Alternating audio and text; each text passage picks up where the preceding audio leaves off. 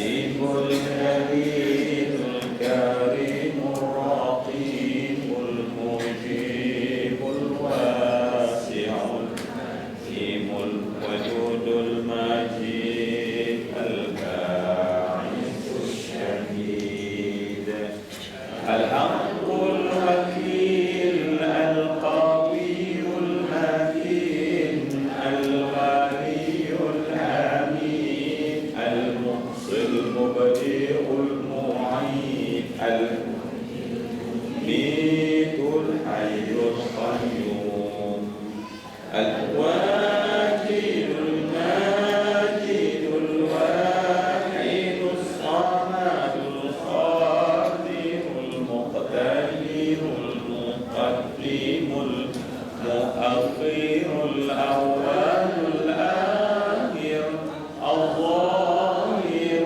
الباطن الوالي المتعال البر التواب المنتقم العفو رؤوف المالك الملك ذو الجلال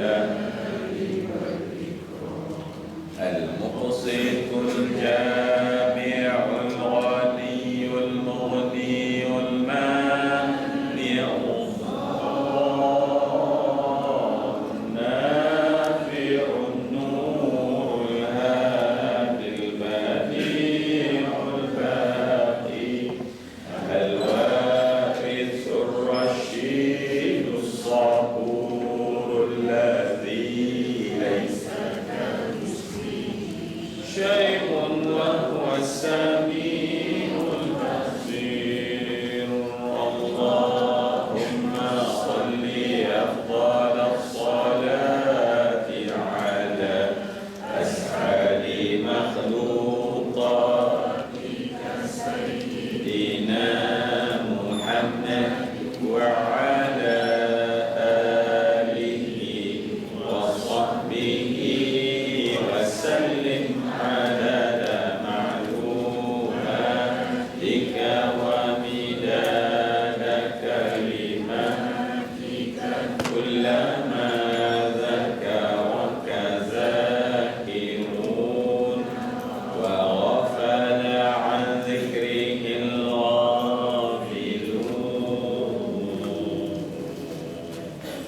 Alhamdulillah. InsyaAllah kita sama-sama menandatangan doa seperti doa yang kita akan bacakan bersama. Kemudian mari kita doakan kepada beberapa yang ada di kanan saya ini, mintakan akan sahabat semua mendoakan, dan tolong ingat dalam diri kita bahawa Allah akan menunaikan apa saja hajat kita bila kita mendoakan orang lain. Ya, kadang-kadang kita dengar ada orang tu untuklah dia. Ya, salah faham. Kita doakan orang, maka apa hajat kita yang tertahan selama ini Allah lepaskan dengan sebab kita menolong orang. Ya. Jadi pertama ni ada sahabat kita ni akan mohon doakan kesembuhan dan dipermudahkan pembedahan tulang belakang. Ya, kita tahu tulang belakang penting lah. Untuk Haji Ahmad Suhaimi bin Abdul Wahab, suami kepada jemaah diskusi duha ini, ya, yang kini di hospital Ceras. Jadi kita minta ya Allah, ya, ada kiranya ya Allah yang berdoa di sini Allah istijabkan, perkenankan dan kabulkan, dan kuasa-Mu ya Allah, kerana sesungguhnya perawat penyembuhan itu adalah di tangan-Mu ya Allah, maka sembuhkanlah ya.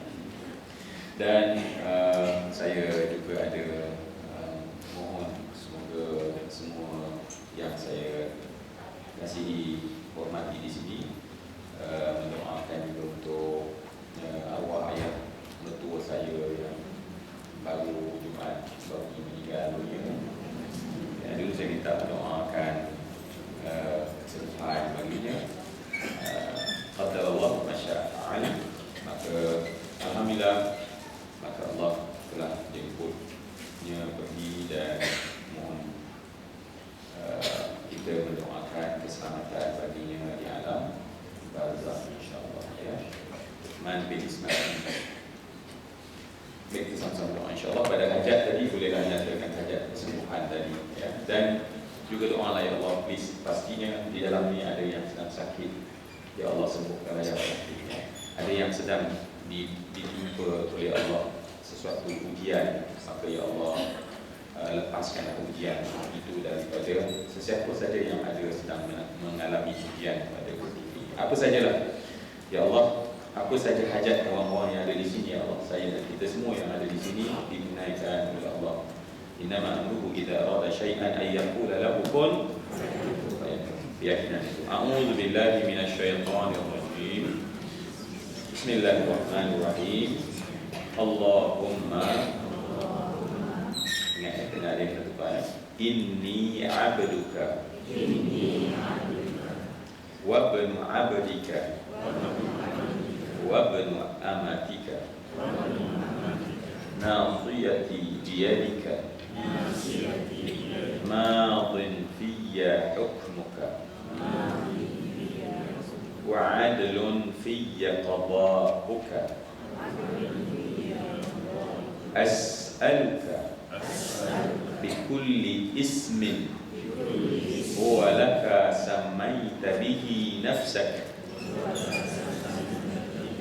أو أنزلته في كتابك أو علمته أحدا من خلقك أو استأثرت به في علم الغيب عندك أن تجعل القرآن العظيم ربيع قلبي ونور صدري وجلاء حزني وذهاب همي وغمي وأن تقضي حاجاتي. Katakan hajat-hajat kita semua, ya Allah.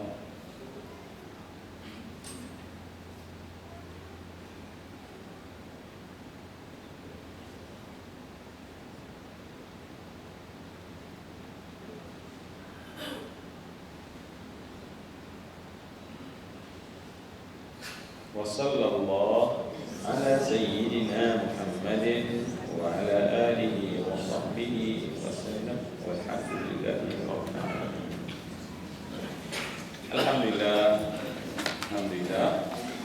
kita dapat melakukan, masya-Allah ya, banyak kebaikan tanpa kita, dengan satu kebaikan, dengan kehadiran kita dapat melakukan banyak kebaikan. Itulah yang dimaksudkan dengan berkat ya. Berkat adalah satu kebaikan yang kemudian membuahkan kebaikan yang lain ya. Kita dapat berzikir, pertama sekali kita dapat datang seluruh jalan langkah kita itu, khutuah kita itu ibadah.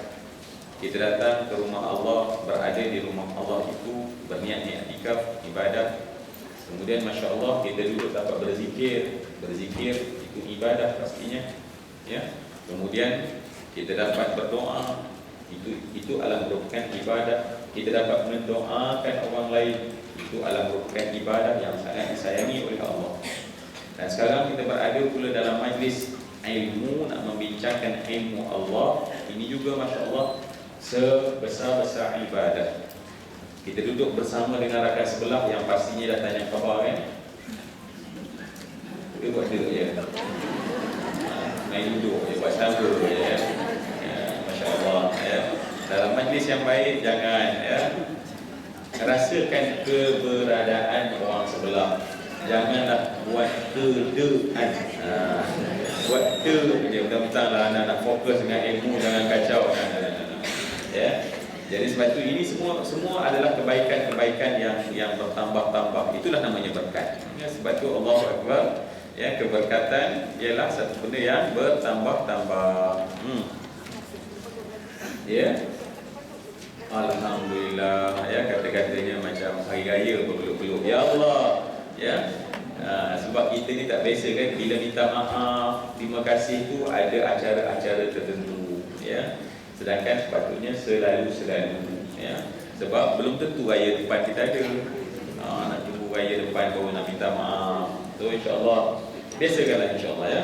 Alhamdulillah, semua yang saya kasih sekian, terima kasih, syukur ya Allah. Allah bagi sihat kita pada hari ini, ya. Tanya orang yang katalah saya di kampung, tanya orang tu apa khabar, sihatlah cara orang tu. Ya, maknanya sihat juga, ya. Jadi baik, kita sambung perbincangan kita.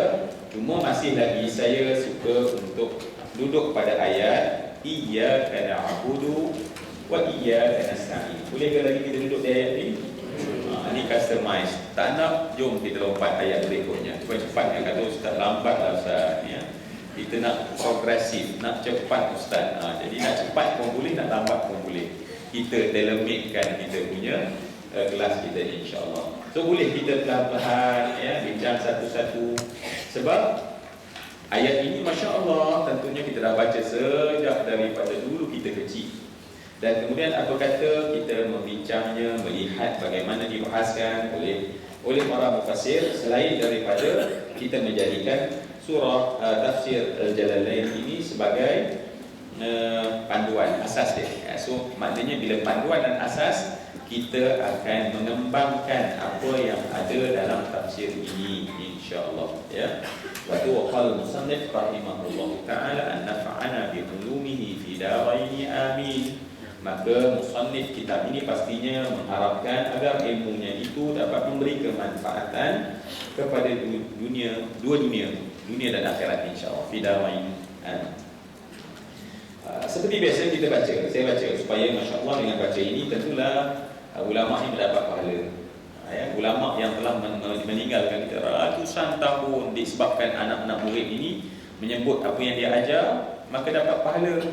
Dan itu dengan sebab kita tawaduk yang begini, insya-Allah nanti mungkin ada anak-anak muda di sini kita sampaikan dan kemudian disampaikan, kita juga mendapat pahala.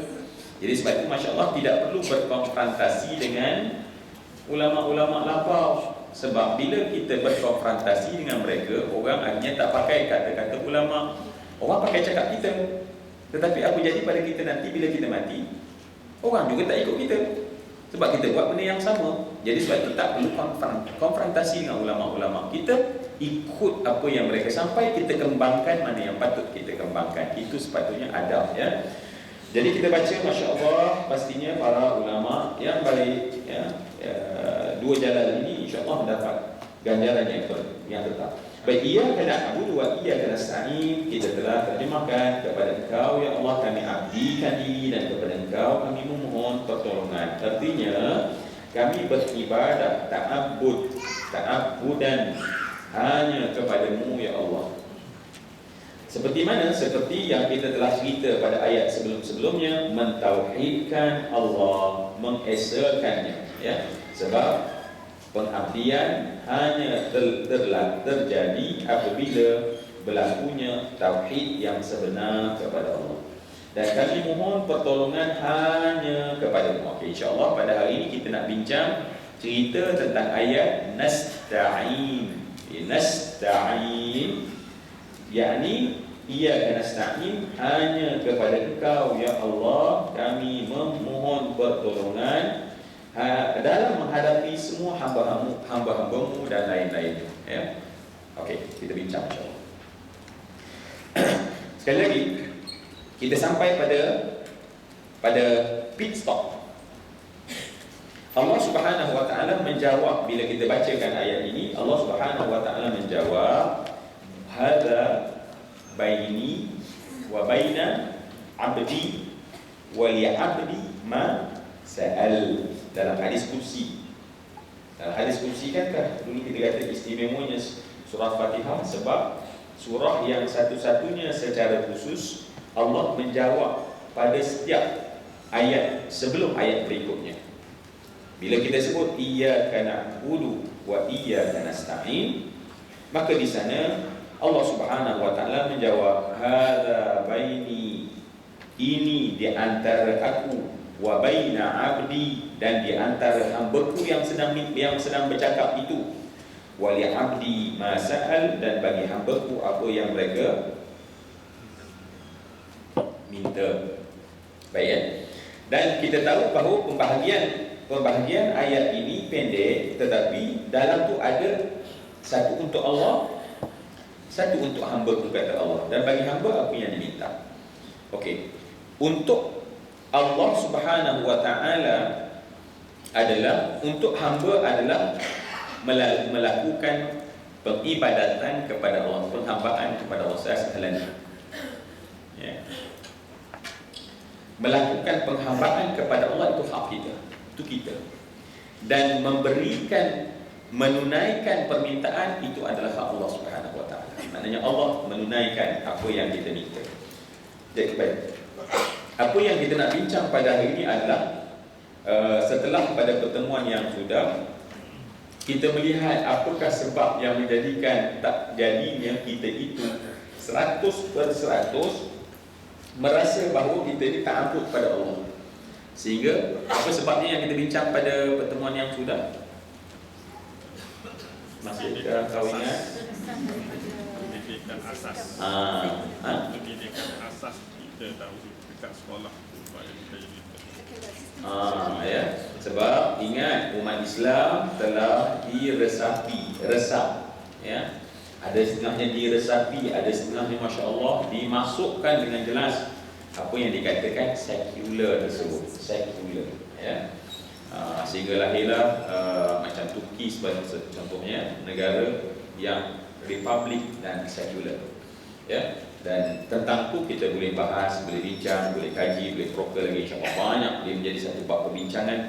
Tetapi yang kita nak ambil kesempatan adalah kerana apa? Sebab kita mendapati bahawa pahaman tersebut berbahaya kerana daripadanya menghilang makna ta'abbud yang sebenar tadi. Ia ibadah tapi pada yang tertentu, ya. Ibadah dia pada sembahyang masjid, di duha, tahajud, yes. Kerja itu dunia. Itu sendiri. Masya-Allah, sedangkan tidak begitu, ya. Walau bagaimanapun alhamdulillah pada masa salam yang minggu sudah tu ada yang bertanya, dan kemudian tentu soalan itu minta saya supaya kukuhkan lagi apa yang kita sebutkan itu, supaya kita faham bahawa bukan pula lah semudah itu kerja itu jadi ibadah, ya, bukan semudah itu. Mesti juga mengandungi syarat-syaratnya, ya. Solat itu sendiri yang memang namanya ibadah, orang panggil dia ibadah. Mereka boleh hantam kromo saja. Anak nak solat lah, tiba-tiba bangun dia dulu, ya. Hala ke mana-mana. Boleh? Tak, mesti ada dia punya syarat dan rukun. So kalau solat pun ada syarat dan rukun, apatah lagi amal biasa, maka pastinya di sana juga ada syarat-syaratnya, ya, syarat-syarat. Walaupun tak banyak syarat-syaratnya, tetapi kita faham bahawa makna ibadah itu menjadikan bahawa seluruh, ya, apa yang kita lakukan dalam hidup, seperti yang kita ikrarkan dalam solat, inna salati wa nusuki wa mahyaya wa mamati lillahi rabbil alamin. Jadi sebab tu mesti niatnya ada, ya. Niatnya memang dia nak buat kerana Allah. Sebab tu kalau tidak masa kan Nabi menyebut dalam hadis, ya, innamal a'malu binniyat wa innama likulli imri'in ma nawa, faman kanat hijratuhu ila Allah wa rasulih fa hijratuhu ila Allah wa rasulih, wa man kanat hijratuhu lidunya yusib au imra'atin yankihuha. Nampak? Maknanya orang ni dia hijrah kerana dunia. So niatnya adalah kerana dunia, kerana aku nak kahwin, aku nak dapat untung. Apa dia dapat? Dapat dunia. Nampak tak? Maknanya ada orang yang kahwin dapat pahala di samping kahwin. Ada orang yang berniaga dapat pahala di samping untung. Ada orang yang bekerja dapat gaji di samping pahala. Tetapi ada orang lain yang memang dapat gaji secara gaji saja. Bergantung kat mana? Salah satunya adalah niat. Apa lagi contohnya? Bagaimana salah satu perkara yang ulama gariskan, benda-benda biasa yang kita buat dia akan jadi ta'abbud, ibadah. Ya, yang pertama niat dah, itu dah pasti. Yang kedua adalah lihat daripada batas syariat sama ada benda itu yes or no. Benda itu pada pandangan syariat ya atau tidak, boleh atau tidak. Contoh, ya, dia nak bekerja sekarang ni, niatnya dah betul. Sekarang ni, adakah kerja tersebut pada syariat okey tak okey? Apa contoh kerja berniaga? Okey tak okey? Okey tak okey? Ya? Okey. Kena tengok syariat jenis perniagaannya pula. Oh, ya, bisnes jual vape. Aduh, ya, dia tak best tu. Sayang kan, sayang. Padahal punya banyak lagi benda lain yang boleh kita channelkan. Situ juga yang kita nak ajak orang kita yang tak ramai berniaga ni, ajak berniaga ke situ. Contoh. Okey? Dan Fatwa kata contoh ni, kita pergi kepada kes tu. Memang sahabat saya mungkin ada rasa tak best dengan cakap saya kan. Ya. Tapi sebenarnya Masya Allah banyak benda lain yang boleh lagi. Tapi sebab mungkin ada seorang ni dia rasa macam bisnes ni bagus.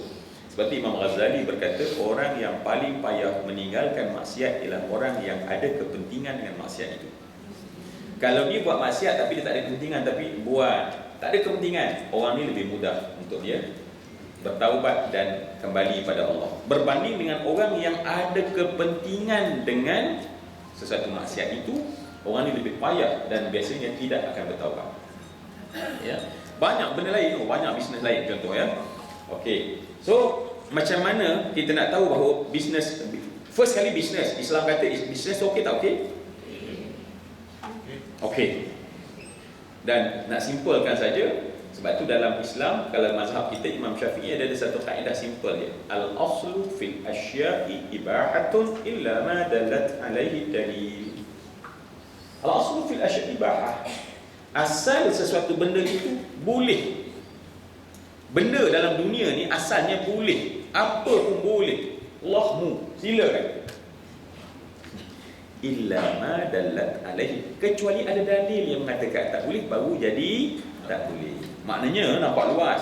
Saya nak berniaga dobi, jangan cari dalam Al-Quran ya ayyuhalladzina amanu alaikum bid-dobi, barulah boleh niaga dobi. Tak payah tuan-tuan. Maknanya tak payah cari nas yang suruh, cari nas yang melarang. Bila tidak ada melarang, benda tu jadi harus. Itu kaedah dia. Kalaulah suruh baru boleh buat, maka pada ketika itu banyak benda kita tak boleh buat. Mana ya? Maka sebab tu Masya Allah, ada nas yang menyatakan tak boleh. Oh, ni kenapa tak boleh? Sebab termasuk dalam memberi mudarat. Kerana Islam itu tidak mudarat dan tidak memudaratkan. Ya? Orang buat benda tu mudarat, orang buat tu jadi mudarat, orang buat tu jadi mudarat, maka perkara tersebut jadi haram. So bila haram, maknanya no. So cari yang okey, yang yes. Macam orang lah yang saya jumpa baru ni, tak tahulah dah berapa bulan sudah, masa saya pergi ke Kedah, ada seorang nak memeluk agama Islam, tapi satu benda je dia kata dia tak boleh nak hilang sangat. Apa dia? Makan babi. Dia suka sangat makan babi. Makan khinzir, sorry. Dan dia kata, masak lemak cili babi sedap. Kalau buat asam pedas tu, Masya Allah. Dia kata Masya Allah, dia tak boleh tu, dia kata. Dia sedap sangat. Tapi tu yang jadi tak nak masuk Islam, dia kata. Sebab babi tu sedap sangat, dia kata. Sedangkan kalau kita tengok secara jujur, ya, kita bawa berbincang, hak yang Allah tak bagi tu sikit je, yang halal tu banyak lagi. Ya. Usaha boleh nak ganti babi. Kalau suka sangat, cuba usaha tengok exotic sikit kan. Kan? Tenuk tak boleh juga. Kangaroo. Nak sangat tengok landak, Masya Allah. Sebenarnya boleh kan. Dan saya kata cuba dalam apa itu cari makanan eksotik buat tu. Lepas tu dia cuba-cuba, dia kata sedap juga yang lain. Nampak? So doalah dia masuk Islam, insyaAllah. Sikit lagi dah, sebab dia kata yang tu dah okey dah. Sebab dia dapat makanan yang bukan babi asam pedas yang sedap rupanya, dia kata rupanya lain. Jadi begitu sebenarnya, yang haram tu adalah sikit, ya. Jadi okey, syarat yang kedua adalah tengok perkara tersebut adakah sah ataupun batal di sisi Islam. Kalau sah, ya Allah, dia dah boleh jadi ibadah. Kita bekerja, semua boleh jadi ibadah, semua boleh jadi ibadah. Keluasan hidup itu sangat besar dalam agama Islam. Kemudian semasa pelaksanaannya itu tidak meninggalkan perkara-perkara asas. Adik kerana kononnya kerja ni ibadah, maka solat tak payah. Ibadah, ni tengah ibadah ni, maka solat tak payah.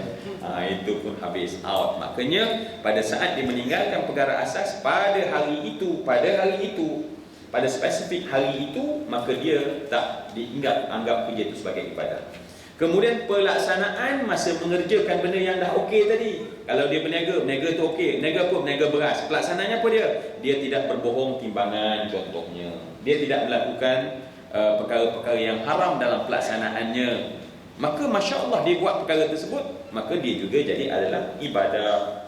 Kemudian yang akhir sekali adalah natijah daripada apa hasil yang diusahakan tu. Baik ke tak baik? Natijahnya itu, ya. Natijahnya apa dia? Baik atau siapa ada natijah benda tersebut baik ataupun hasil daripada duit yang didapat itu ke mana dibawa. So kalau dibawa kepada benda kebaikan, maka tetapi dengan dapat, itulah dia akhirnya pergi berjudi, maka hasil 5,000 tersebut dia pergi berjudi, maka kerja selama sebulan untuk mendapat 5,000 itu tak menjadi ibadah. Itu je 5 syarat ya, dalam yang ada sahabat saya kata, kalau Ustaz sebut sikit, saya sebutkan bahawa, tetapi cukup kita bagi tahu bahawa semua perlakuan dalam kehidupan boleh menjadi ibadah. Maknanya tak ampuni kita pada Allah Subhanahu Wa Taala. Sekali lagi masalahnya adalah kita risau adanya perasaan bahawa ibadah ini pada juzuk-juzuk tertentu, ya. Kerja ini bukan ibadah. Yang bestnya adalah menggunakan perkataan Nabi, antum a'lam bi umuri dunyakum. Kalian lebih tahu tentang urusan dunia kamu. Itu tak ada kena-mengena dengan konsep ibadah itu. Itu bagaimana kamu nak buat kerja. Teknikalnya janganlah tanya Nabi. Ya, sebab sahabat bertanya pada Nabi bagaimana cara nak mengahwinkan tamar, kurma. Tamar, jangan kurma. Sebab kadang-kadang bila berbukalah dengan kurma, dimasak kurma, kurma kambing, kurma ayam. Kenapa berbukalah dengan kurma, dia kata. Masya Allah, tamar. Ya, tamar. Okey. Okey, betul kenyang kan, tak nak tarawih. Okey. Jadi mengadu pada Nabi sallallahu alaihi wasallam, dan Nabi buat tak hidup.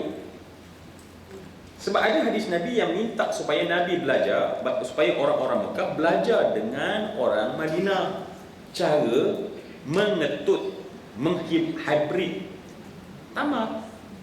So Nabi bagi tahu sebab kenapa? Sebab orang Madinah lebih ahli, ya.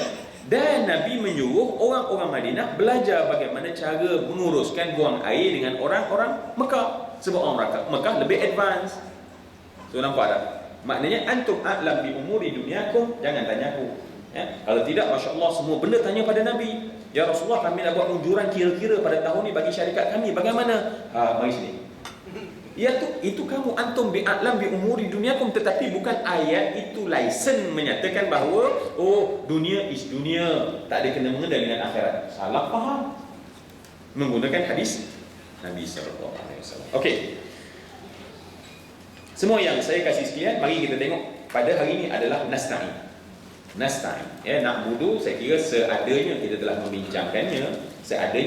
membincangnya, dengan harapan sebenarnya akan lahirlah sifat kehambaan, ya. Sebab bila kita terjemahkan sebagai mengabdikan diri, maka pada ketika itu maka lahirlah satu sifat dalam hati, sifat al-ubudiyah, hamba.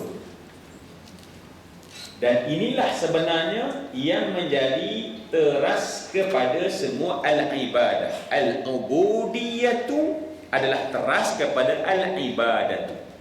Maksudnya macam mana? Seorang yang dilakukan solat itu adalah ibadat, tetapi al-ubudiyah, kehambaan dia, maka itulah yang dinilai oleh Allah.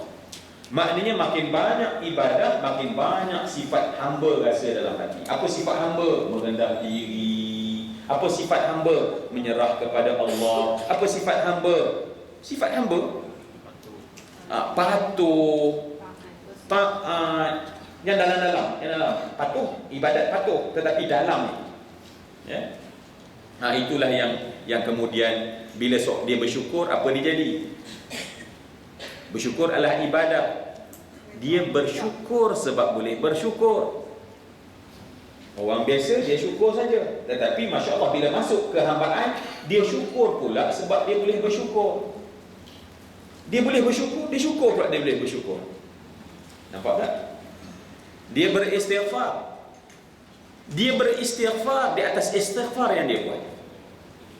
Kita istighfar saja okey dah. Astaghfirullahalazim. Tetapi dia pula Masya Allah, atas istighfar tadi, dia istighfar. Ya Allah, istighfarku tak bagus. Maka dia istighfar, ya Allah, minta maaf ya Allah, aku ni lemah dalam, aku ni minta ampun dalam aku beristighfar. Kan dalam sikit kan? Jadi itu kesan dia. Kesan kehambaan itu adalah sifat kehambaan. Kita datang mengaji, kita datang duduk sama-sama dalam halaqah ilmu ni, dalam majlis Allah ini. Apa yang rasa kehambaan patut ada? Makin merendah diri.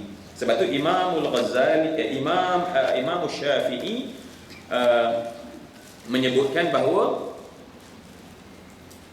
kullama zadani ilma, tatkala setiap kali bertambah padaku ilmu, setiap kali bertambah ilmu, zadani fahma, makin bertambah satu kefahaman, bijahli, tentang jahilnya aku. Itu sifat hamba. Saya ulang sekali lagi. Imam Syafi'i adalah, dia kata kullama zadani ilma, tatkala dia duduk dalam satu majlis, dia bertambah satu ilmu, zadani, bertambahlah kepadaku fahma, kefahaman, bijahli, tentang jahilnya. Nampak? Cuba bayang kalau kita semua makin belajar, makin rasa macam tu. Apa jadi pada orang belajar? Itu sifat hamba. Tetapi kalau tidak ada sifat itu, apa jadi? Kita ngaji-ngaji ni apa jadi? Wow, tengok, well, nak tengok apa ni dia orang tak ngaji ni, ikut saja mari. Nampak? Bahaya sangat. Sebab tu Masya Allah, sifat hamba itu ada. Maka itulah yang dikatakan ketaatan di dalam ketaatan. At-ta'atu fit ta'ati. Sebab dalam taat dia kena ada tulang belakang taat. Jangan hanya taat, tetapi tulang belakang taat. Ini kesan daripada daripada iyyaka na'budu tersebut. Ya. Dan paling kita takut tak sedar adalah kita taat, tetapi dalamnya adalah derhaka. Nampak macam taat di sini, tapi dalam hati membuat-buat bangga, sombong, takabur. Maka pada ketika itu dia telah jadi asi fit ta'ah, derhaka dalam taatnya. Jadi sebab tu Masya Allah, kalau kita fahami kesannya adalah bila kita faham na'budu ini bukan sekadar pelakuan ibadah itu, tetapi sifat hamba itu menjadi tulang belakang kepada apa saja ibadah yang dilakukan. Sepatutnya begitu. Ya, sepatutnya begitu kita harapkan. Makin tawadhu, makin merendah diri, makin rasa macam kata Imam Imam Syafi'i sebentar tadi. Dan sebenarnya rupanya orang yang ikhlas terhadap ilmu begitu, ya. Saya bukan nak memuji Albert Einstein, saya tak pergi tempat lain, tetapi dia kata apa dia? Setiap kali aku masuk kepada satu rumah ilmu, baru aku tahu aku jahil kerana aku mendapati di dalamnya ada banyak lagi bilik-bilik dalamnya. Aku masuk ke satu bilik dan aku buka pintu bilik tersebut, aku sudah punya ada bilik-bilik lagi. Aku masuk ke dalam bilik, buka lagi, ada bilik-bilik lagi, dan aku tenggelam dalam kejahilan. Sedangkan orang kata Einstein begitu hebat dalam dunia ni, kononnya dia adalah paling bijak, tetapi dia sendiri Dalam konteks ilmu, sama lebih kurang orang yang berilmu macam Imam Asy-Syafi'i sebentar tadi. Kullama zadani ilma, setiap kali bertambah padaku satu ilmu, zadani fahma, bertambah aku faham. Faham kenapa? Jahilnya aku. Boleh dapat rasa macam tu? Kalau dapat rasa macam tu, alhamdulillah, syukurlah pada Allah. Banyak lagi tak pandai, lemahnya diri. Lemahnya diri itu penting. Lemahnya diri itu penting. Okey. Baik, mari sekarang semua yang saya katakan kita masuk lagi kepada yang dikatakan bahawa kesan kepada kita menyebut nasta'in. Dulu kita dah ceritakan, sebab saya lompat balik kepada ibadah, saya masuk pada nasta'in balik. Kita tengok apa kesan.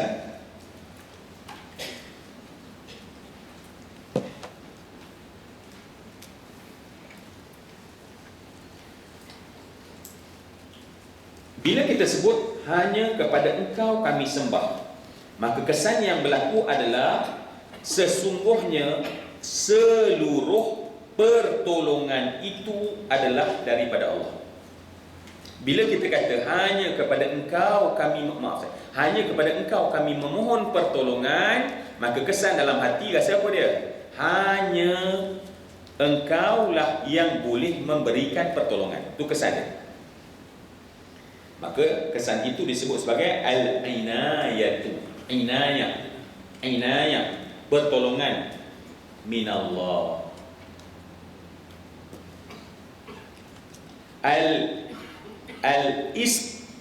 Saya sebut beberapa istilah yang kita jumpa dalam Quran, dalam ilmu Islam, ya. Sama ada al-inayah, apa makna inayah? Pertolongan. Maka kita sebut nasta'in. Nampak? Nasta'in. Maka inayah, pertolongan itu datang daripada Allah. Maknanya dia datang dalam perasaan kita bahawa pertolongan hanya datang daripada Allah. Okey. Makna lain yang Allah gunakannya dalam Al-Quran, istighathah. Istighathah. Hamzah, sin, ta, ghain, alif, sa, sin, ta marbuta. Istighathah. Fa, istighathah, ghaus. Maaf saya. Al-ghawthu, fa. Istighathah bitha. Al-istighathatu.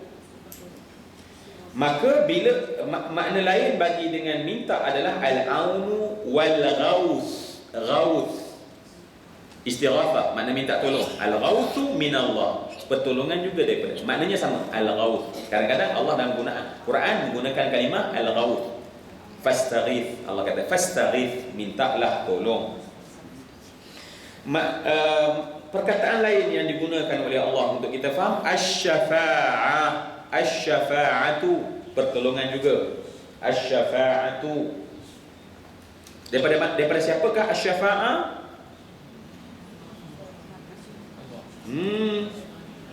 Daripada siapa syafa'ah? Saya mendengar banyak jawapan. Alhamdulillah. Baik, kita menyentuhnya. Asy-syafa'atu, asy-syafa'atu dari Allah.